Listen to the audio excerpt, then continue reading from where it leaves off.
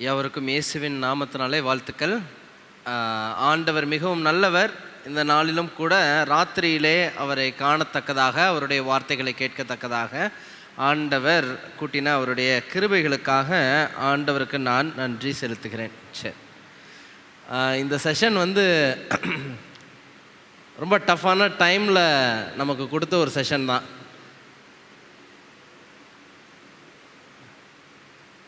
இப்போது கர்த்தர் பாஸ்டர் வேறு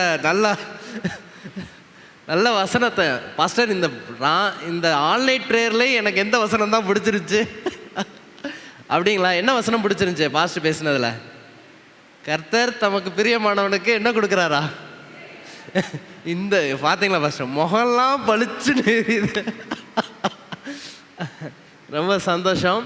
ஆனால் இருந்தாலும் கர்த்தருடைய வார்த்தை தூக்கத்தையும் கடந்து துக்கத்தையும் கடந்து நமக்கு உதவியாக இருக்கும் என்று நான் உறுதியாக விசுவாசிக்கிறேன்.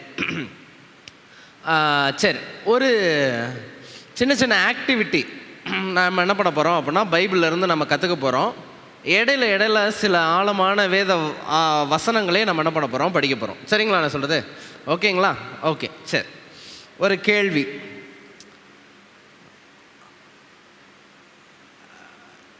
ஆதியாகம புஸ்தகத்தில்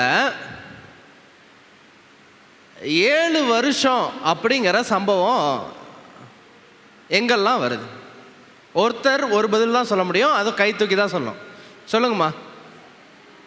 யோசேப்பு வாழ்க்கையில் 7 வருடம் என்ற நிகழ்வு வருகிறது. ஒரு பாயிண்ட் எடுத்துக்கிட்டாச்சு. ஓகே, அடுத்து 7 வருஷம் 7 நாளைக்கே ரொம்ப சம்பவம் இருக்குது. ஏதாவது சொல்லுங்களேன். சொல்லுங்கள் சார்.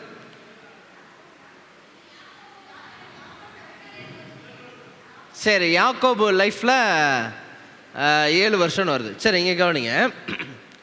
ஓகே, நான் முன்னாடி வந்துட்டேன். ஓகே, சரி கவனிங்க. ஒரு கேள்வி, அதுக்கு நீங்கள் தான் பதில் சொல்லணும். சரிங்களா? ஓகே, யாக்கோபு வாழ்க்கையில் என்ன வருது அப்படின்னா 7 வருஷம் அப்படின்னு ஒரு சம்பவம் வருது. சரிங்களா? 7 வருஷம்னு ஒரு சம்பவம் வருது. ஒரு சம்பவம் வருதா, 2 சம்பவம் வருதா? எத்தனை சம்பவம் வருது? 2 சம்பவம் வருது. சரிங்களா? 2 சம்பவத்துக்கு அடையாளமாக 2 பேரை கூப்பிடலாமா? 2 சம்பவத்துக்கு அங்கிட்டு பிரேமா சிஸ்டர் உங்கள் 2 பிள்ளைங்களை அனுப்பி விடுங்களேன். ஒரு 7 வருஷம், 2 7 வருஷமும் இருக்கா? வாங்க வாங்க வாங்க வாங்க வாங்க வாங்க. சரி வாங்க. சரி, நல்ல வேலை. இப்படி தான் அடிக்கடி யாரையாவது கூப்பிட்டு எழுப்பி விட்டுறணும். சரி, ஓகே, நல்லா கவனிங்க. 2 7 வருஷம் இருக்குது. சரிங்களா? ஓகே, 7 வருஷம் யார் பலனா கிடைக்கிறா? கொடுத்து கட்டி வச்சிட்டாங்க இல்லையா? சரிங்களா? அடுத்த 7 வருஷம் ராகில். சரிங்களா? ஓகே, இப்போ யோசேப்புக்கு வாழ்க்கையில் 7 வருஷம் வருது. ஒரு 7 வருஷமா 2 7 வருஷமா? 2 7 வருஷம். யோசேப்பு வாழ்க்கையில் 2 7 வருஷத்துக்கு ஒரு 7 வருஷம் எப்படி இருந்துச்சு? செழிப்பாக ஆசீர்வாதமாக இருந்துச்சு. இன்னொரு 7 வருஷம் என்னவா இருந்துச்சு? பஞ்சமாக இருந்துச்சு. சரி, 2 7 வருஷத்துக்கு நம்ம என்ன கூப்பிடலாம் அப்படின்னா, இந்த பரிஷியாவும் பேர்லின்னு வராங்க. 2 பேரையும் நம்ம முன்னாடி கூப்பிடலாம். வாங்க, பரிஷியா பேர்லின் முன்னாடி வாங்க. டக்குன்னு வந்துடுங்க.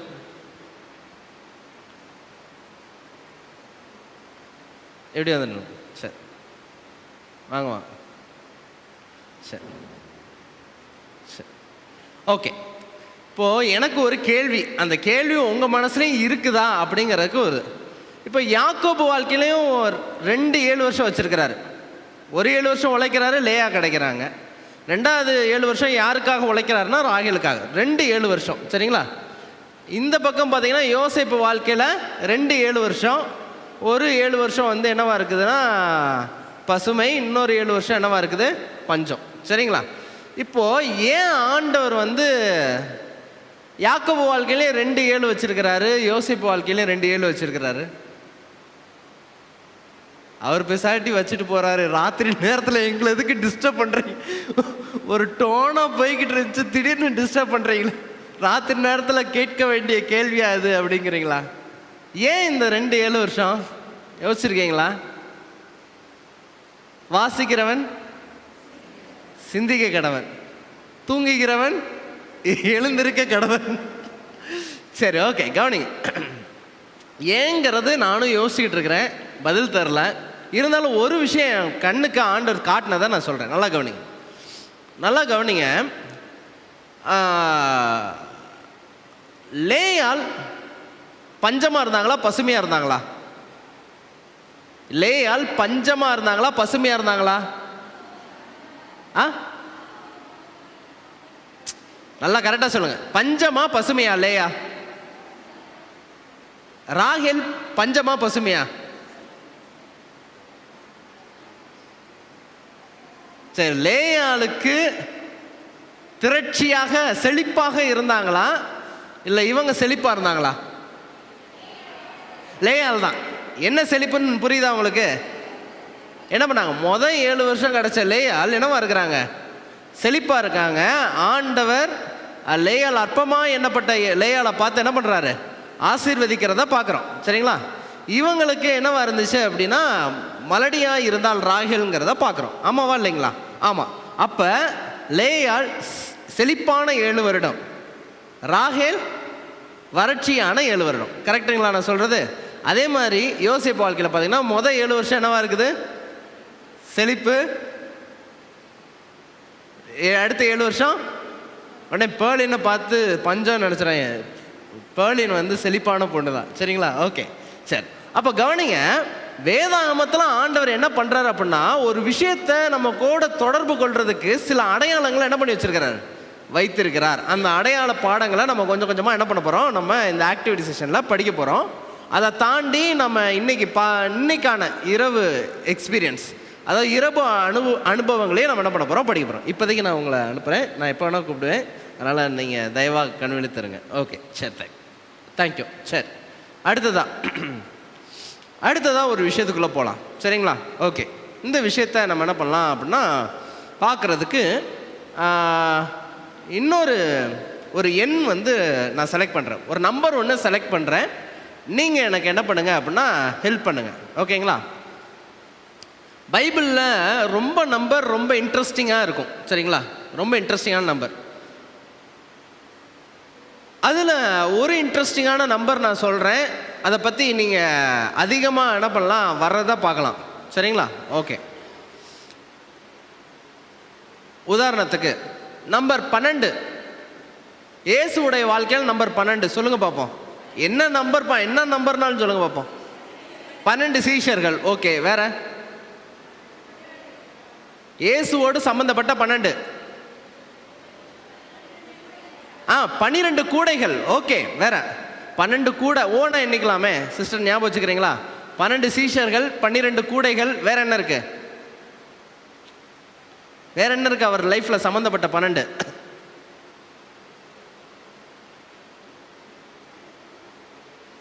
வேற என்ன இருக்கு? குரல் உள்ளக்க போய்கிட்டு இருக்கிறத பார்த்தா என்னமா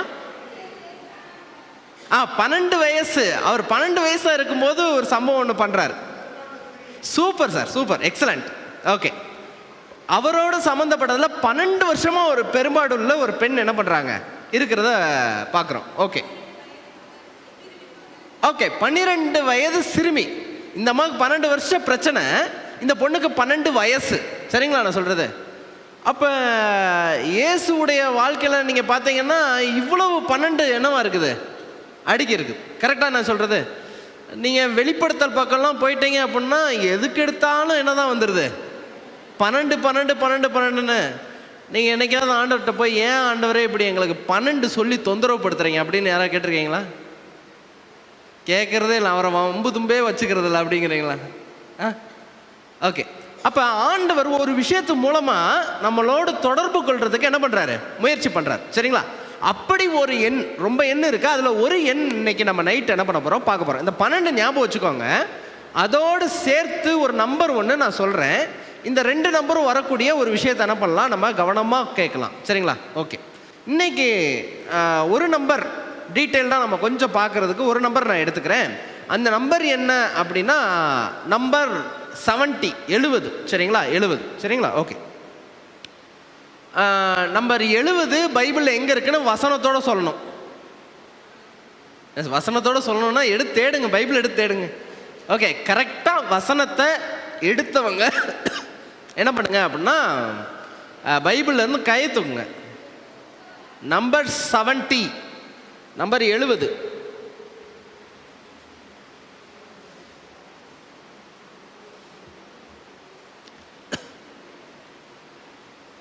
சிஸ்டர் எடுத்துட்டீங்களா? ஓகே ஓகே, எடுத்துட்டாங்க. சரி, ஒரு பக்கம் சிஸ்டர் நீங்கள் பழைய ஏற்பாடா? பழைய ஏற்பாடு. ஓகே, எங்கே வசனம் இருக்கு? யாத்திராகமம் 1ஆம் அதிகாரம் 5வது வசனத்தில் யாத்திராகமம் 1:5 எண் 70 என்ற எண் வந்திருக்குது. சரி, ஓகே. சரி, ஒரு 4 பேர் கை தூக்குறாங்க. சிஸ்டர் நீங்கள் சொல்லுங்கள் சிஸ்டர். லூக்கா 10:1 70ங்கிற நம்பர் வருது. ஓகே, சரி. அடுத்ததா தம்பி நீங்கள் யாத்திராகமம் 12வது அதிகாரமா 16? ஓகே, எத்தனாவது வசனம்? ஓகே, அப்படியே நீங்கள் வாங்க முன்னாடி. இந்த வந்துட்டேமா, ஒரு நிமிஷம் வாங்க வாங்க வாங்க வாங்க, டக்குன்னு வந்துடுங்க. ஓகே, 15ங்களா? 14 வாங்க. எடுத்து வச்சுருக்கீங்களா? என்ன வசனம் எடுத்து காட்டு, வாசிங்க. ஓகே, 15:27 வச்சுருங்க. ஓகே, உங்களை வச்சு தான் இன்னைக்கு ஸ்டடியே. வா சொல்லுங்கள் சிஸ்டர். எத்தனாவது வசனம்?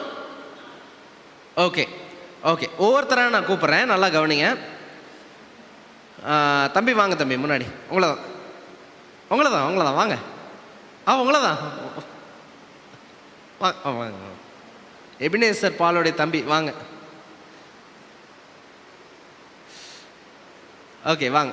சரி, கவனிங்க, வாங்க. பைபிளில் ஃபஸ்ட்டு 70ங்கிற நம்பர் யாரோட சம்மந்தப்பட்டிருக்கு அப்படின்னா யாக்கோபோட சம்மந்தப்பட்டிருக்கு. சரிங்களா? யாக்கோபுக்கு எத்தனை பிள்ளைங்க? 12 பிள்ளைங்க. சரிங்களா? இந்த 12 பிள்ளைங்களுடைய பெருக்கம் எத்தனை பேரா எகிப்துக்கு போகிறாங்க? 70 பேர். சரிங்களா? கணக்கு கரெக்டா? கிளியர்? ஓகே. இவர் தான் இப்போதைக்கு நம்ம கேரக்டரில் யார்? யாக்கோப். சரிங்களா? ஓகே தம்பி, உங்களுக்கு கேரக்டர் பிடிச்சிருக்குல்ல? சூப்பர். ஓகே, சரி. யாக்கோப். அதுக்கடுத்து இயேசுடைய வாழ்க்கையில் நம்பர் 70 வருது. சரிங்களா? ஓகே, அதுக்கு ஜஸ்ட் அந்த நம்பர் ரெப்ரசன்டேஷனுக்காக ஒருத்தரை நம்ம இங்கே நிப்பாட்டி வச்சுக்கலாம். சிஸ்டர் வரீங்களா? சிஸ்டர் ராஜலக்ஷ்மி சிஸ்டரை கூப்பிடுவோம். வாங்க சிஸ்டர். ஓகே, இயேசுடைய வாழ்க்கையில் 70 சீஷர்கள் இருந்ததை என்ன பண்ணுறோம்? வாசிக்கிறோம். சரிங்களா? 70 சீஷர்கள் இருந்தாங்க. ஓகே, 70 சீஷர்கள். லூக்கா 10:1 வாசிச்சிங்கன்னா தெரிஞ்சிடும். 12 சீஷர்கள் மட்டும் இல்லை, 70. இப்போ இவர் வாழ்க்கையில் 12 பிள்ளைங்க, 70 பேராக இருந்து எகிப்துக்கு என்னவா போனாங்க? அடிமையாக போனாங்க. இவர் வாழ்க்கையில் 12 சீஷர்கள் இருந்தாங்க. அது போக எத்தனை சீஷர்கள் வச்சுருந்தாரு? 70 சீஷர்கள். என்னங்க 12 70 இவரும் வச்சிருக்காரு, இவரும் வச்சிருக்கிறாரு அப்படின்னு உடனே நம்ம என்ன கேள்வி கேட்கணும்? என் ஆண்டவரே, ஏன் ஆண்டவரேன்னு என்ன கேட்கணும்? என் ஆண்டவரே, ஏன் ஆண்டவரேன்னு. சரி, ஓகே.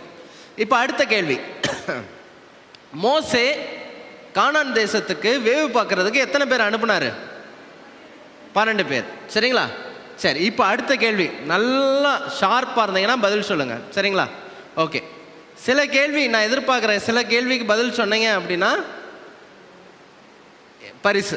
சரிங்களா? பரிசு எவ்வளோ ரூபா கொடுக்கலாம்? நல்லா 1000 ரூபாய் நம்ம பார்த்து சொல்கிறதுக்கு. சரி, ஒரு 100 ரூபா கொடுக்கலாம். சரிங்களா? ஓகே, சில கேள்வி நான் எந்த கேள்வின்னு சொல்லலை. சரிங்களா? சில கேள்வி நான் ரொம்ப கேள்வி கேட்குறதுக்காக அவ்வளோ என்னால் சப்ளை பண்ண முடியாது, என்னால் ட்ரை பண்ணலாம். சரிங்களா? ஓகே, மோசே கானான் தேசத்துக்கு வேவு பார்க்குறதுக்கு 12 பேர் அனுப்புனார். சரிங்களா? யோசுவா எரிகோ பட்டணத்துக்கு வேவு பார்க்குறதுக்கு எத்தனை பேர் அனுப்புனார்? 2 பேர். நியாயமாக பார்த்தா கோத்திரத்துக்கு ஒன்றை தேர்ந்தெடுத்து எத்தனை பேர் தான் அனுப்பியிருக்கணும்? சரி, ஏன் 2 பேர் அனுப்புனார்? ஏன்னா இதுக்கு முன்னாடி போனதில் 10 பேர் என்னதான் வந்து சொன்னாங்க? இதுதான் சொன்னாங்க, துர்ச்செய்தி தான் சொன்னாங்க. 2 பேர் தான். அதனால் ஃபெய்த்ஃபுல்லான 2 பேர் என்ன பண்ணுறாரு? அனுப்புகிறார். சரி, விஷயத்துக்கு வரலாம். இப்போ மோசே வாழ்க்கையில் 12 வேவுக்காரங்களை அவர் என்ன பண்ணியிருந்தார், வச்சிருந்தார். சரி, எத்தனை மூப்பர்கள் வச்சிருந்தார் தெரியுமா? மூப்பர்கள் எத்தனை பேர்? சரி, ஒரு வசனம் வாசிங்க. மூப்பர்களுக்கு ஒரு வசனம்.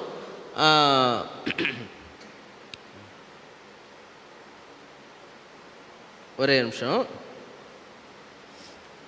சரி, நான் அந்த வசனம் எடுத்து சொல்கிறேன். நான் யாத்ராமத்தில் தான் இருக்கும், நான் எடுத்து சொல்கிறேன். 70 மூப்பர்கள் என்ன பண்ணியிருந்தாரு, வச்சுருந்தார். சரிங்களா, நல்லா கவனிங்க. இப்போ ஒரு பக்கம் பார்த்தீங்க அப்படின்னா யாக்கோபுக்கு 12 70, மோசைக்கு 12 70, இயேசுவுக்கு என்ன இருக்குது, 12 70. சரிங்களா, இப்படி என்னடா எங்கே பார்த்தாலும் என்ன இருக்குது, 12 70 12 70ன்னு படிச்சுட்டே வந்தால் திடீர்னு ஒரு தம்பி வராரு. அந்த தம்பி, வாங்க தம்பி. அவர் திடீர்னு வந்துட்டு யாத்ராமோ 15 27 ஒரு 12 70 வருது, நீங்கள் பாருங்கன்னு சொல்கிறார். சரி, 15 27. சரிங்களா, வாங்க, நீங்கள் தான் சென்டர். நீங்கள் ஓகே ஓகே 15 27 என்ன போட்டிருக்கு? அப்பொழுது அவர்கள் ஏலிமுக்கு வந்தார்கள். எத்தனை எத்தனை நீரூற்று? 12 நீரூற்று. 70 அந்த அதிகாரத்துடைய கடைசி வசனம். அது கடைசி வசனம். நம்ம என்ன பண்ணக்கூடாது, கண்டுக்காம. நம்ம முதல் 4 வசனமே கண்டுக்காம தான் படிக்கிறது. கடைசி வசனம் கண்டுக்குவோமா? அப்போ இந்த அதிகாரத்தில் கண்டுகொள்ளாத பகுதியில் இந்த 12 70 என்ன பண்ணிட்டு போகிறாங்கன்னா வச்சுட்டு போகிறாங்க. இப்போது நாம் ஒரு வேத வாஞ்சியோடு இருக்கிறவங்க, ஏன் ஆண்டவரே யாக்கோபு வாழ்க்கையில் 12 70, ஏன் மோசையை காணுமே, ஒருத்தர் மோசையை வச்சிடலாமே. பிரதர் வந்துருங்க, பிரதர் வந்துருங்க, தயவாக வந்துருங்க, வாங்க.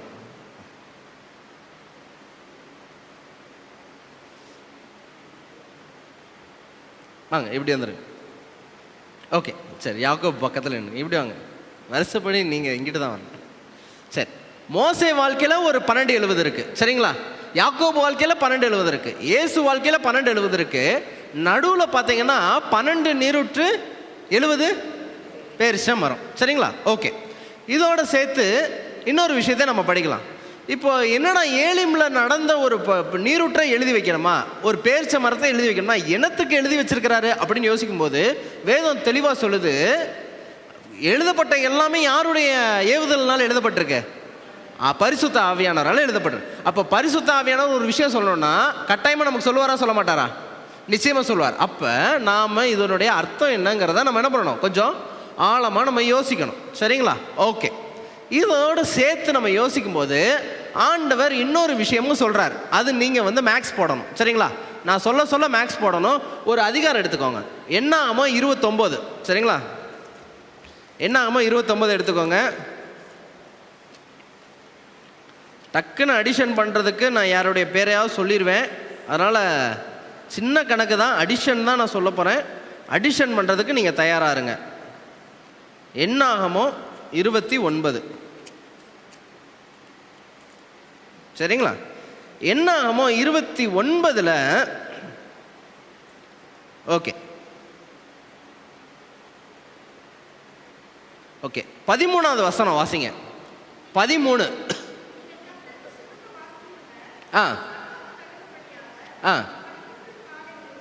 சரி, இங்கே கவனிங்க, நல்லா கவனிங்க. ஒரு இன்ட்ரெஸ்டிங்கான ஒரு விஷயம் சொல்கிறேன், நல்லா கவனிங்க.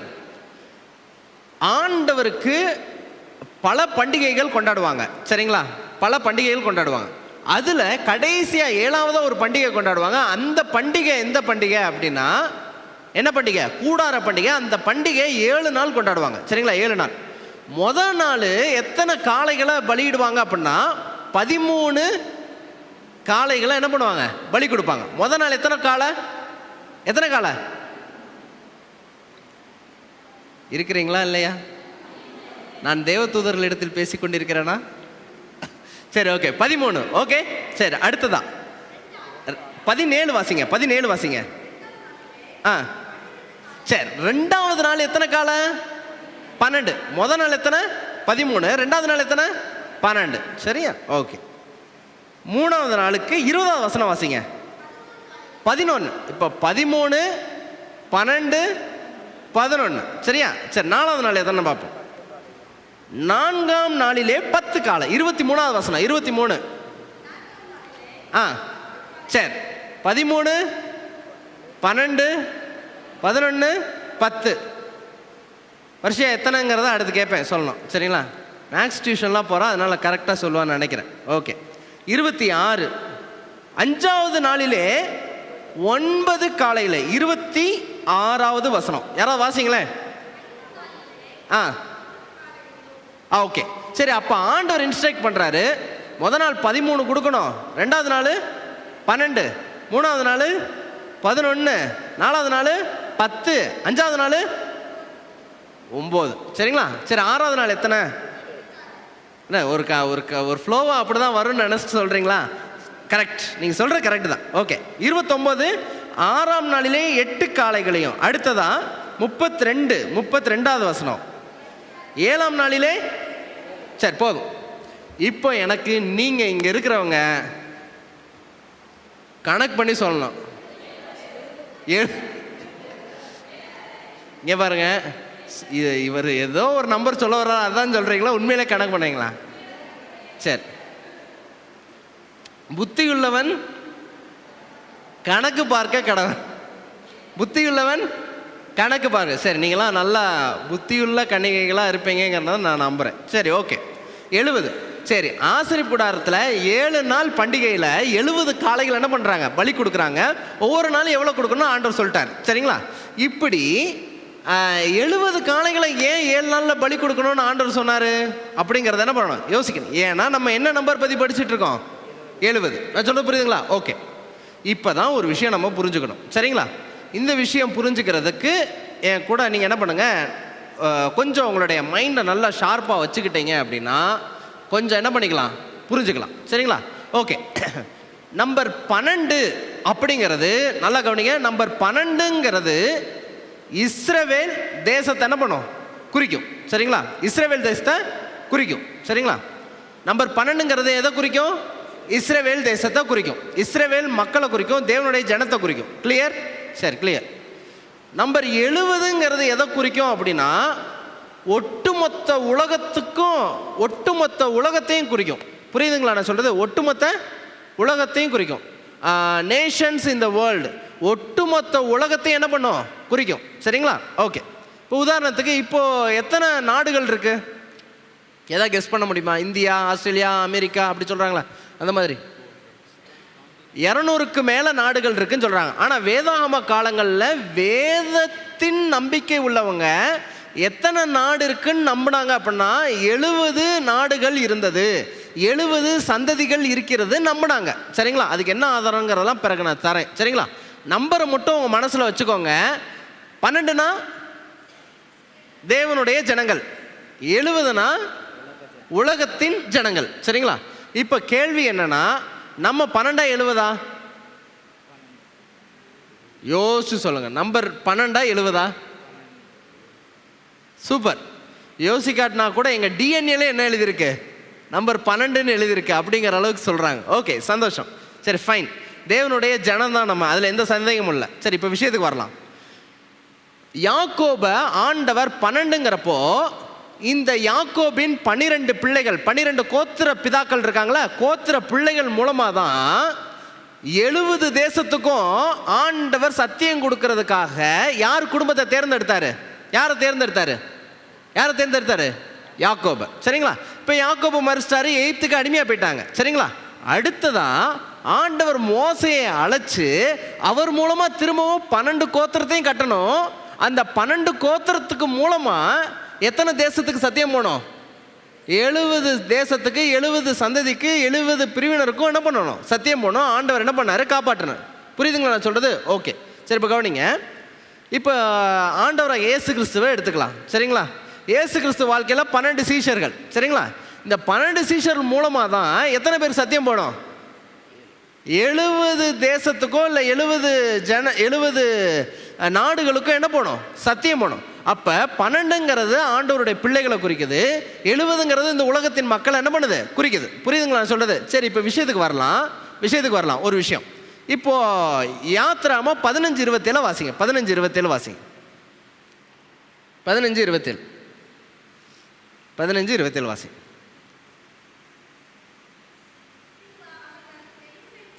ஏலிமுக்கு வந்தார்கள். 12 நீரூற்றுகளும்.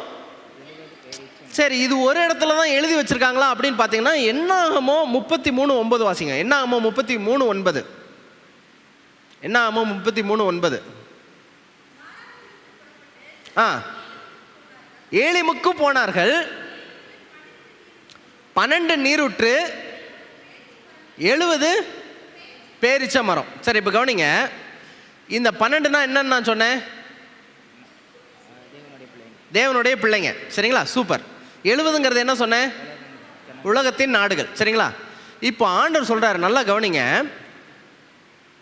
இந்த 12 நீரூற்றுங்கிறது எதை குறிக்குதுன்னா, இந்த 12 யாக்கோபின் 12 பிள்ளைங்க, இந்த 12 கோத்திர பிதாக்கள் இருந்தாங்களே, இவங்க தான் ஜீவ தண்ணீரை கொண்டு போற நீரூற்றா இருந்து இந்த உலகத்துக்கே நீர் பாய்ச்ச போறது யாருன்னா அந்த 12 கோத்திரத்தார் தான்.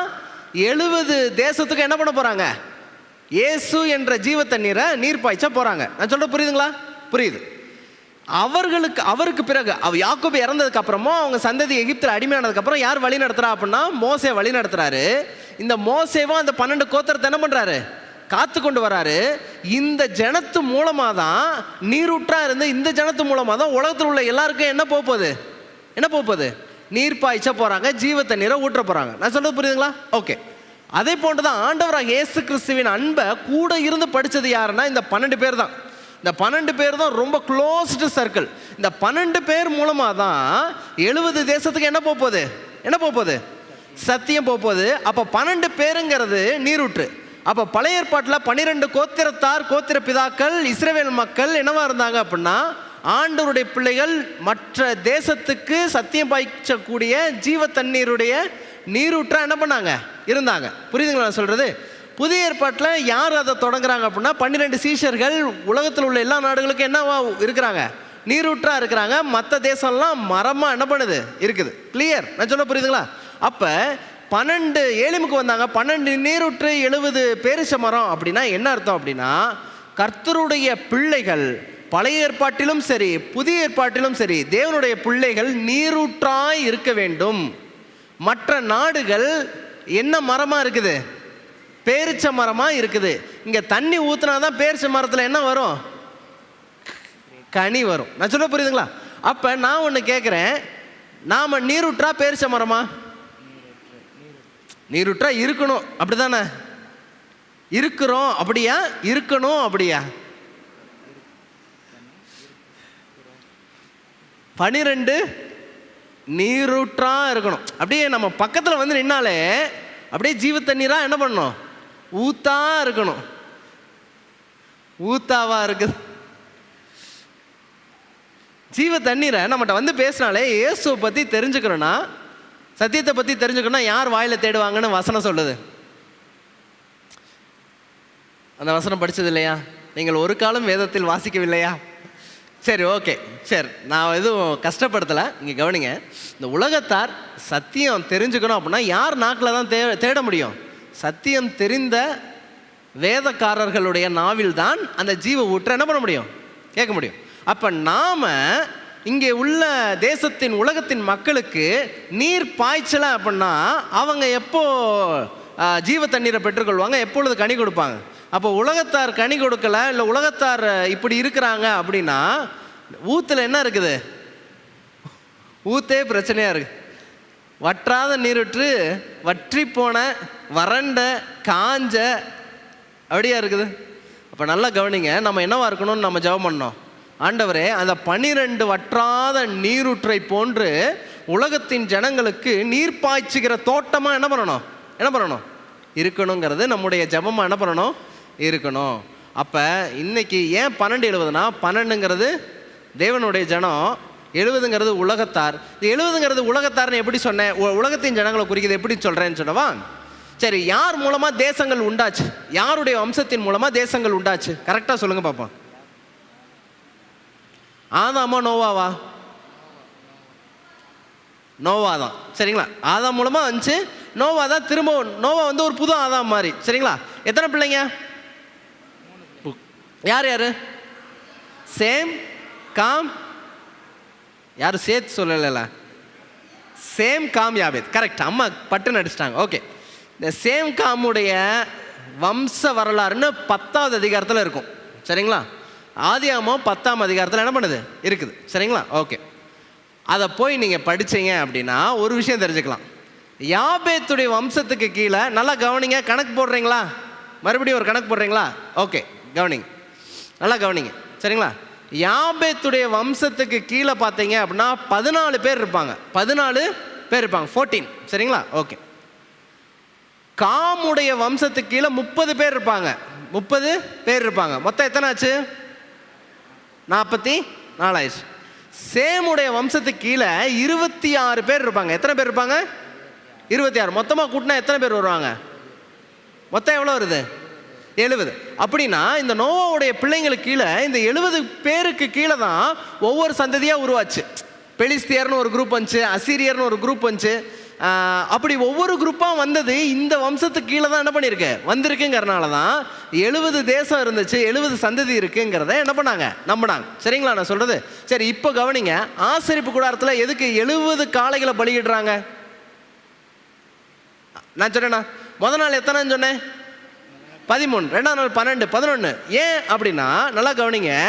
இயேசு கிறிஸ்து 12 என்ற எண்ணெய் உடைய தன்னுடைய ஜனத்துக்காக மட்டும் அவர் பலியிடப்படலை. அவருடைய இளம் காளையாக 70 தேசத்துக்கும் மொத்த உலகத்துக்கும் என்ன பண்ணப்பட்டிருக்காரு, அவர் பலியிடப்பட்டிருக்காருங்கிறத குறிக்கிறதுக்காகத்தான் 7 நாளில் எத்தனை காளைகளை பலியிட்டாங்க? 70 காளைகளை. எல்லா சந்ததியாக இருக்கும் அவர் என்ன பண்ணப்பட்டிருக்காரு, அவர் பலியிடப்பட்டிருக்கிறாரு. அவருடைய தியாகம் அவருடைய ஜனத்துக்கு மட்டும் உரித்தானது அல்ல, ஒட்டுமொத்த மக்களுக்கும் உரித்தானது அப்படிங்கிறத குறிக்கிறதுக்கு தான் 7 நாளில் எத்தனை காளைகள் பலியிடுறாங்க? 70 காளைகள். சரிங்களா நான் சொல்கிறது? அப்போ வேதத்தில் ஒரு விஷயம் நடக்குதுன்னா நம்ம அதை விட்டுறாமல், அதை கடந்து போயிடாமல் நம்ம என்ன பண்ணணும், நாம் அடுத்ததாக நம்ம பார்க்கணும். சரி, ஓகே, சரி, கவனம். நீங்கள் போய் உட்காரலாம். தேங்க்யூ. சரி, ஓகே. சரி, ஒரு சில விஷயங்கள் நம்ம என்ன பண்ணலாம், இன்னும் கொஞ்சம் ஆழமாக நம்ம கொஞ்சம் பார்க்கலாம். ஓகேங்களா? ஓகே, இது இன்ட்ரெஸ்டிங்காக இருந்துச்சா? எதாவது கற்றுக்கிட்டீங்களா? சரிங்களா? ஓகே, என்ன கற்றுக்கிட்டீங்க? லெசன் என்ன?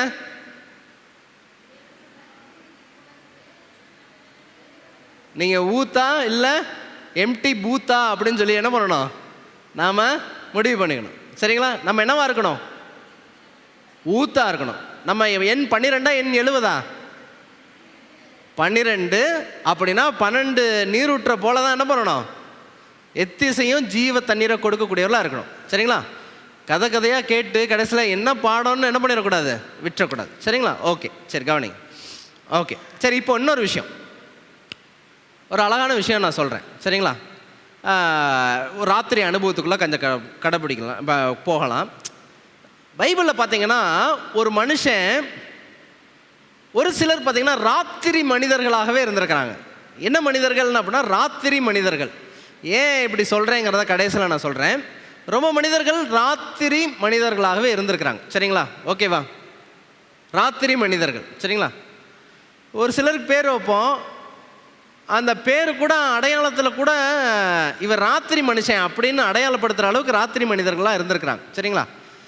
நான் வசனம் சொல்கிறேன், யார் அந்த மனுஷன் கண்டுபிடிக்கலாம். சரிங்களா? 2 வசனம் சொல்கிறேன், யார் ஃபஸ்ட்டாக எடுத்து சொல்கிறான்னு பார்க்கலாம். யோவான் 7ஆம் அதிகாரம்,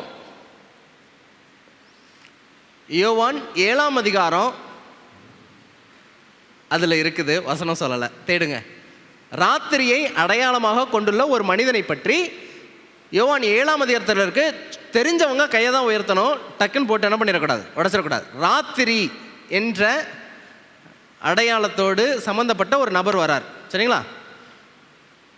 யோவான் 19 ராத்திரி என்ற மனிதனோடு சம்பந்தப்பட்ட ஒரு வசனம் வருது. 2 இதுமே தேடுங்க. யோவான் 7, யோவான் 19.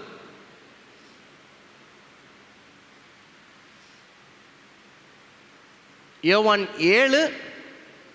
ஓகே, ஓகே, உட்காருங்கம்மா. ஓகே, ஃபைன், நான் தெரிஞ்சுக்கிறேன். யோவான் 7, யோவான் 19 வருஷம் எடுத்துட்டீங்களா? தேடிட்டு இருக்கீங்களா? Okay,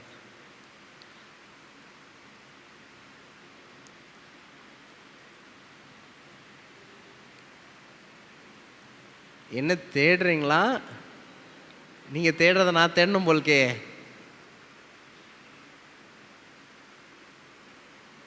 okay, தேடியாச்சா? ஃபைன்.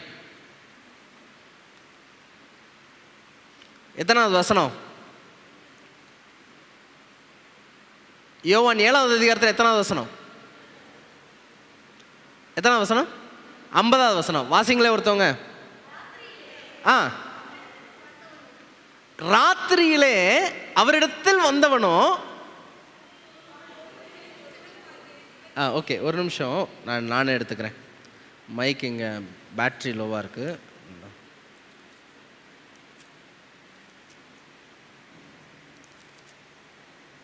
ராத்திரியிலே அவரிடத்திற்கு வந்தவனும் அவர்களில் ஒருவனுமாகிய நிக்கோதேமு என்பவன் அவர்களை நோக்கி. 51 வாசிக்கிறீங்களா ஒருத்தவங்க? ஒரு மனுஷன் சொல்வதை கேட்டு அவன் செய்கைகளை அறிகிறதற்கு முன்னே அவனை உட்படுத்தலாம் என்று நம்முடைய நியாயப்பிரமாணம் சொல்லுகிறதா அப்படின்னு சொல்லி கேட்கிறார். ஓகே, ராத்திரியோட சம்பந்தப்பட்ட ஒரு நபர் யாரா இருக்கிறார் இங்க? யாரு? நிக்கோதேமு. சரிங்களா? அவர் அடையாளப்படுத்தும் போதே ராத்திரி நேரத்தில் வந்து பார்த்தார்ல அந்த ஆளு அப்படின்னு சொல்லிட்டு வேதம் சொல்லுது. சரிங்களா? ஓகே, திரும்பவும் யோவான் 19ஆம் அதிகாரத்துக்கு வரலாம். யோவான் 19வது அதிகாரத்தில் பார்த்தீங்க அப்படின்னா எத்தனாவது வசனம்? ஓகே, நான் எடுத்துக்கிறேன். ஓகே, நீங்கள் எல்லாரும் முழிச்சிருக்கீங்க, நான் விசுவாசிக்கிறேன். Okay, fine. ஆரம்பத்திலே ஒரு ராத்திரியில் இயேசுவினிடத்தில் வந்திருந்த நிக்கோதேமு என்பவன் வெள்ளை போலமும் கரிய போலமும் கலந்து ஏறக்குறைய 100 ராத்தல் அப்படின்னா கிட்டத்தட்ட ஒரு 50 kg இருக்கும். 100 பவுண்ட்ஸுங்கிறது ஒரு 50 kg இருக்கும்.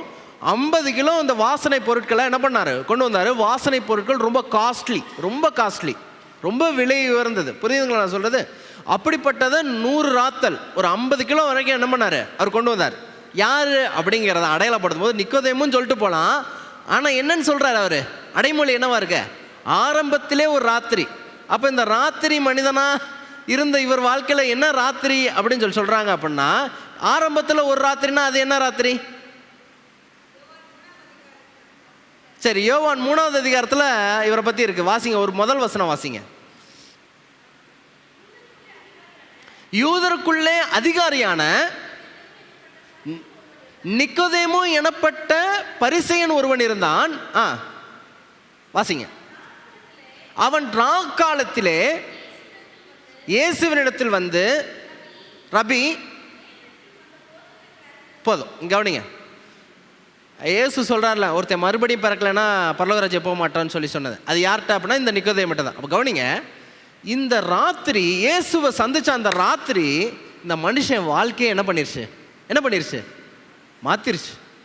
அப்போ இந்த மனுஷன் சனகிரிகம் அவங்களுடைய சங்கத்துக்குள்ளே இருக்கும்போது இயேசுவை எப்படியாவது நியாயம் தீர்க்கணும்னு நினைக்கிறாங்க. இப்படிலாம் செய்யலாம் நியாயப்பிரமாணம் சொல்லுதான் அப்படின்னு சொல்லிட்டு இயேசுக்காக கொஞ்சம் குரல் கொடுக்குற ஒரு நபரை யார் இருக்கிறாருன்னா இவர் இருக்கிறாரு. உடனே யோவான் எழுதுறாரு, அன்னைக்கு ராத்திரியில் வந்தார்ல யாரு? நிக்கோதேமு. அவர் தான் இயேசுக்காக குரல் கொடுக்குறாருன்னு. உடனே இன்னொரு பக்கம் ஒரு சீன் மாறுது. அந்த சீன் இயேசுவை அடக்கம் பண்ணப்படுற ஒரு சீனு. அன்னைக்கு அந்த இடத்துல வந்து வெள்ளை போலமும் கரிய போலமும் வந்து ஒரு வாசனை பொருட்கள் கொண்டு வராங்களே, இந்த நபர் யார் அப்படின்னா அன்னைக்கு ராத்திரி ஒருத்தர் வந்தார்ல அவர். அப்படின்னா அன்னைக்கு ராத்திரி ஏதோ ஒரு விஷயம் நடந்திருக்கு. என்ன விஷயம் நடந்திருக்குன்னா, அவர் யாரை சந்திச்சிட்டாரு? இயேசுவை சந்திச்சிட்டார். நீங்கள் இன்னைக்கு ராத்திரி இங்கே வந்து பாஸ்டர் தாஸ்குமாரை பார்க்கலாம், பீட்டர் மாதவனை பார்க்கலாம், முத்துப்பாண்டி பிரதரை பார்க்கலாம், இல்லை பாஸ்டர் சுகானந்தம் அவங்கள பார்க்கலாம், இல்லை யாரை வேணால் நீங்கள் என்ன பண்ணலாம்? பார்க்கலாம். இயேசுவை பார்க்காம போனீங்க அப்படின்னா எந்த பரலோக ஜீவ புஸ்தகத்தில் அன்னைக்கு ராத்திரின்னு என்ன பண்ணப்படாது. இவன் ஒருவேளை எழுதப்பட்ட பாவ புஸ்தகம் நம்ம பாவம் எழுதுனா அன்னைக்கு ராத்திரியில் இவன் சரியாக இல்லாத அவன் அப்படிதான் எழுதும். இயேசுவை சந்தித்த ஒரு ராத்திரி ஒருத்தர் என்னுடைய வாழ்க்கையே மாற்றிருதா அப்படின்னா ஒரு விஷயம் நம்ம மனசில் புரிஞ்சுக்கணும். அந்த ராத்திரியா இந்த ராத்திரி இருக்கணும். நான் சொல்ல புரியுதுங்களா? எவ்வளோ அழகான விஷயமா இருந்திருக்கும்ல.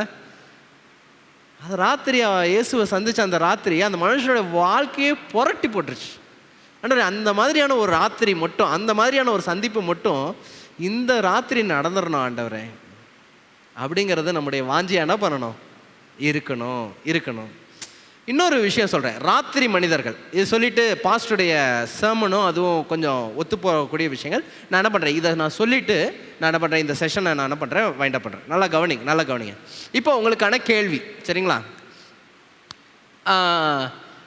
ராத்திரியில் தங்களுடைய பணியை செய்யக்கூடிய வேலையாட்கள், அவங்களுடைய ஜாபே பார்த்தீங்கன்னா, இப்போ நீங்கள் ரொம்ப ஜாப் இருக்குது, அதில் ராத்திரி நேரம் தன்னுடைய ஜாபுக்கு போகக்கூடிய, டியூட்டிக்கு போகக்கூடியவங்கள சொல்லுங்கள் பார்ப்போம்.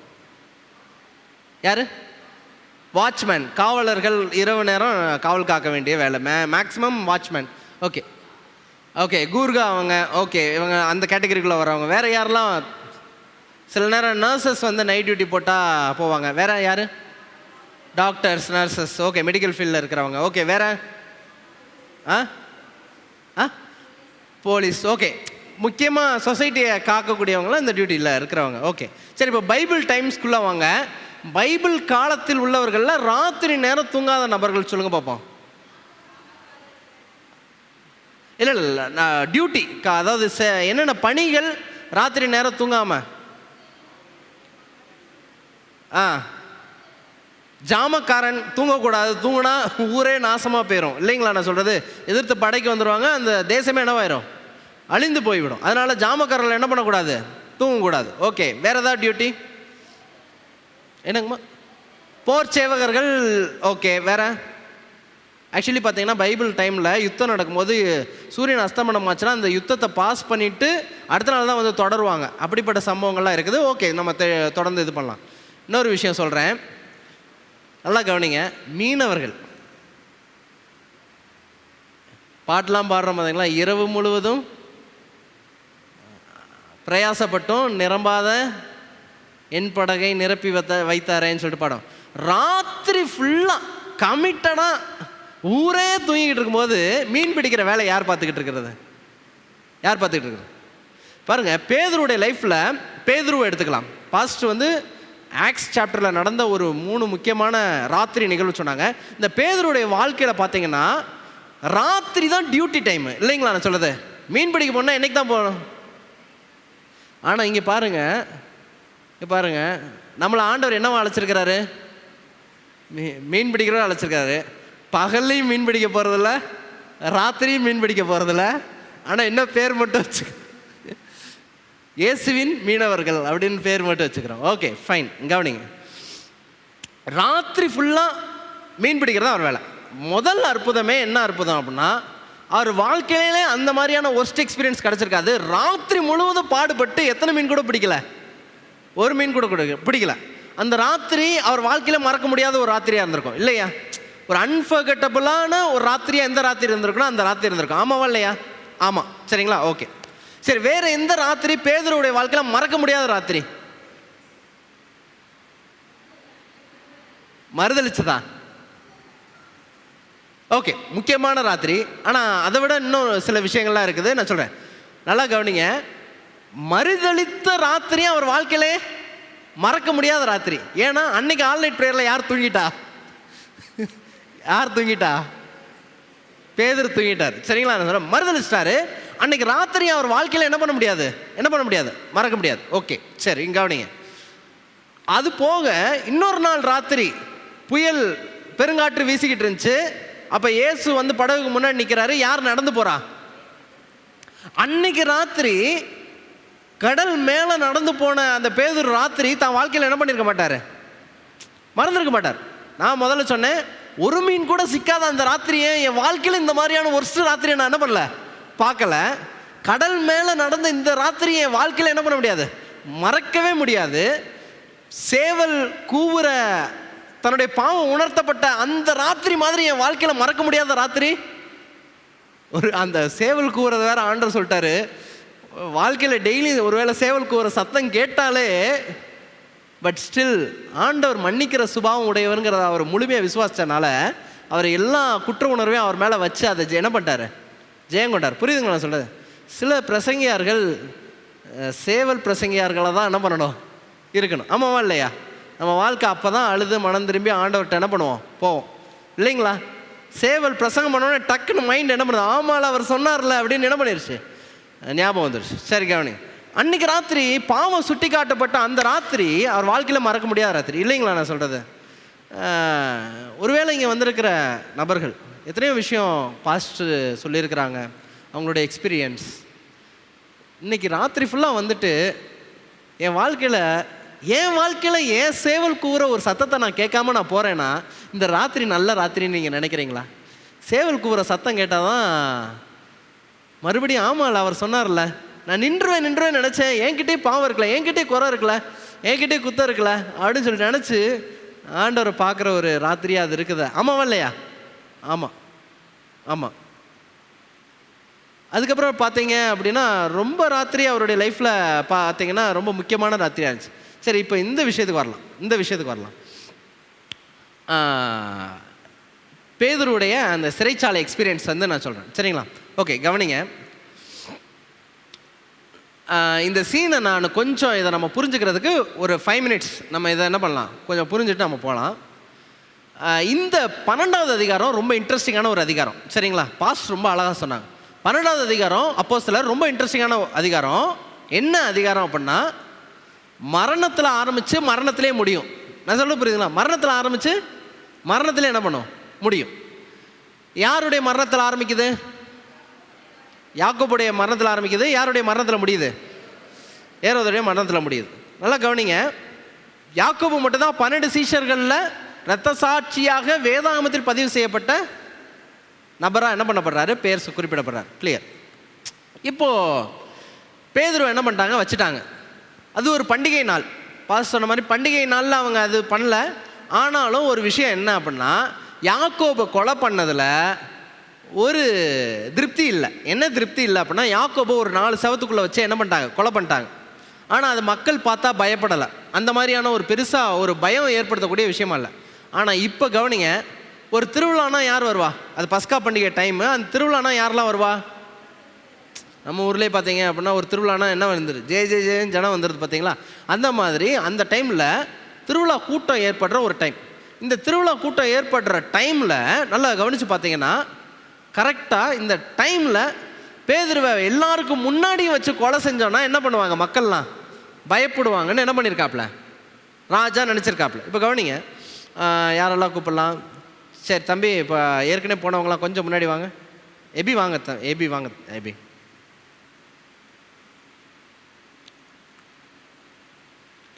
சரி வாங்க, உங்களை தான் வாங்க. ஓகே, நல்லா கவனி.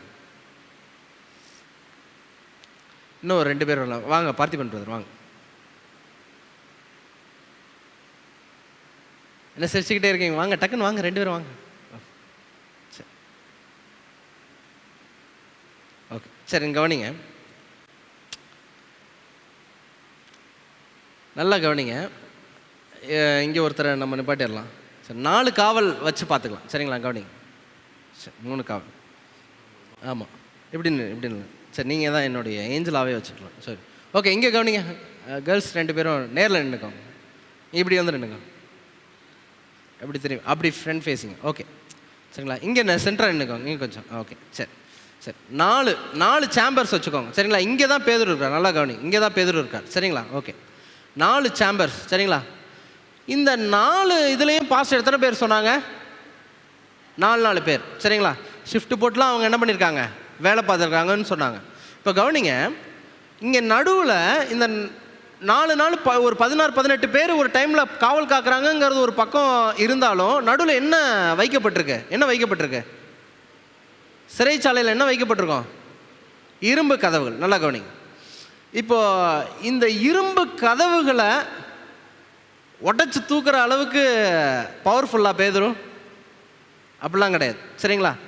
இவங்க எல்லார்ட்டையும் ஸ்டண்ட்டு போட்டு இந்த படத்தில் கட்டுற மாதிரி எல்லாரையும் பறக்க விடுற அளவுக்கு பேதுரு ஃபைட்டரா, பெரிய ஃபைட்டரா?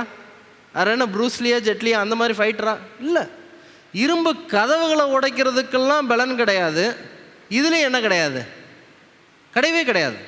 அப்போ இந்த மனிதன் கர்த்தருக்கு உத்தமமாக இருந்தால் அவருக்காக ஒரு 4 அடி வாங்கினா அதுதான் என் வாழ்க்கையோட சந்தோஷம்னு சொல்லிக்கிட்டு இருந்த மனுஷன் நிம்மதியாக தூங்கிட்டு இருக்கிறாப்புல. இப்போ வந்து யார் எழுப்புறாப்புல அப்படின்னா, ஒரு தூதன் வந்து என்ன பண்ணுறாப்புல, எழுப்புறாப்புல. இதை கூட அவர் என்னவா தான் நினைக்கிறாரு அப்படின்னா, கனவாக தான் நினைக்கிறார், சரிங்களா? இப்போ கணவன் வந்து ஒருவேளை மொத ரேக் அந்த கதவை திறந்துடுறாங்க, இது பண்ணிடுறாங்க. இவங்க முழிச்சிருக்கிறாங்களா தூங்குறாங்களா அப்படிங்கிறத என்னவா இருக்குது, இதுவாக இருக்குது. இவங்க பார்த்தாங்களா, அந்த மிராக்கிள் எப்படி நடந்திருக்குன்னு தெரில. ஒருவேளை பேதுரு வந்துட்டு எப்படி விளையாண்டு பார்த்தாரா, வி டோன்ட் நோ. ஐ மீன் நான் ஒரு அசம்ஷனுக்காக சொல்கிறேன். நான் யாரும் பார்க்கல, இவரும் தூக்கத்தில் ஒரு ஏஞ்சல் நம்மளை காப்பாற்றுற மாதிரி நினச்சிட்டு என்ன பண்ணுறாரு, போகிறாரு. 4 இதையும் தாண்டி என்ன பண்ணிட்டாங்க, போயிட்டாங்க. சரிங்களா, போயிட்டாங்க. இப்போ கதவுகள்லாம் பூட்டப்பட்டிருக்கு. கிட்டத்தட்ட ஒரு 16 பேர் மேலே இருக்கிறாங்க. சரிங்களா, இப்போ கவனிங்க, நல்லா ஒரு விஷயம் சொல்கிறேன். இப்போது பேதுரு தப்பிச்சு போயிட்டாருன்னு ஒரு நியூஸ் வந்து என்னவாயிருச்சு. சரி, எல்லோரும் எந்திரிங்க, தூங்கிட்டு இருந்தீங்கன்னா எந்திரிச்சிருங்க.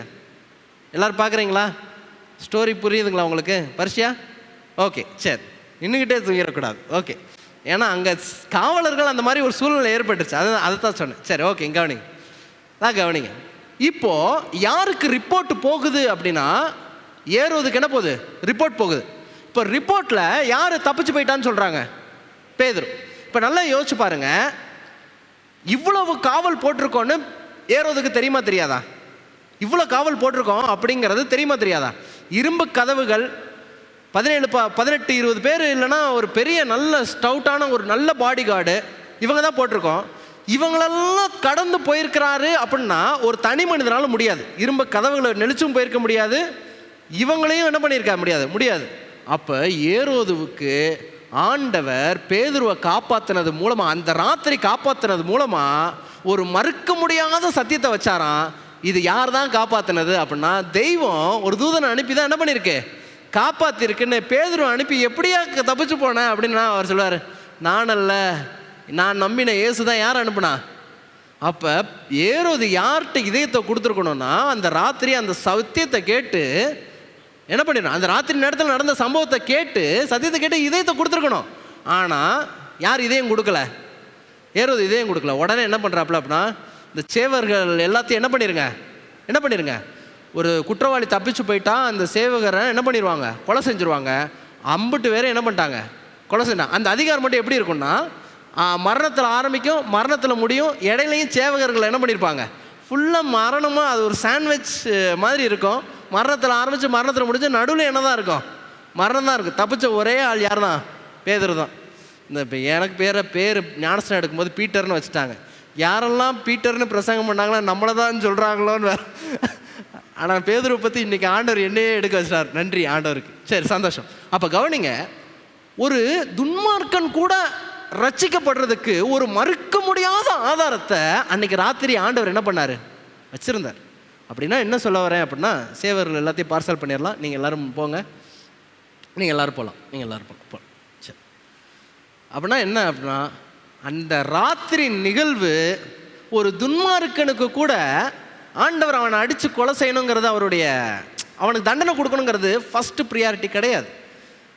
யாக்கோபை கொலை செஞ்சால் கூட அவன் சத்தியத்துக்குள்ளே வரணுங்கிறதுக்கு ஆண்டவர் ஒரு மறுக்க முடியாத ஆதாரத்தை வைக்கிறாரு. ஆனால் அதுக்கு கூட அவன் என்ன பண்ணல, இடம் கொடுக்காம போனதுனால தான் என்ன பண்ணியாச்சு, அடித்தாச்சு. அவன் செத்ததுக்கப்புறம் வேத வசனம், அழகான வசனம் வாசித்தாங்க. வேத வசனம் வளர்ந்து, நல்ல ஒரு விஷயம் யோசிக்கணும். இருக்கிறதுலே மிக சாபக்கேடான விஷயம், இவன் செத்தா ஊழியம் நடக்கும் அப்படிங்கிற ஒரு கேரக்டரில் நம்ம வாழ்க்கை என்ன பண்ணிடக்கூடாது, இருந்துடவே கூடாது. இருக்கிறதுலே சாபக்கேடான ஒரு விஷயம். ஆனால் ஆண்டவர் அந்த துன்மார்க்கனு கூட ட்ரை பண்ணார். அந்த துன்மார்க்கன் என்ன பண்ணிட்டான், மறுத்துட்டான். அப்படின்னா நான் என்ன சொல்கிறேன் அப்படின்னா, ராத்திரி நடக்கக்கூடிய அந்த நிகழ்வு ஒரு மறுக்க முடியாத மனமாற்றத்தின் ஆதாரமாக ஏரோதுக்கு முன் வைக்கப்பட்டது. ஏரோது என்ன பண்ணிட்டாப்ல, நிராகரிச்சிட்டாப்ல. அந்த மாதிரி யார் இருந்துடக்கூடாது. அப்போ ராத்திரி நேரம் பாஸ்டர் ஏகப்பட்ட விஷயங்கள் சொல்கிறாங்க. அந்த விஷயங்கள்லாம் நம்ம என்ன பண்ணணும், நம்ம இதயத்துக்கு எடுத்துகிட்டு போய் நிக்கோதேமு சந்தித்த இயேசுவின் இரவா அது இருக்கணும். ஏரோதுக்கு முன்பதாக வைக்கப்பட்ட ஒரு மறுக்க முடியாத சுவிசேஷ ஆதாரமாக நம்ம வாழ்க்கையில் ஏற்றுக்கக்கூடியதாக அது இருக்கணும். அப்படிங்கிறத நம்ம என்ன பண்ணலாம், இந்த நிகழ்விலேருந்து நம்ம என்ன பண்ணலாம், படிக்கலாம்.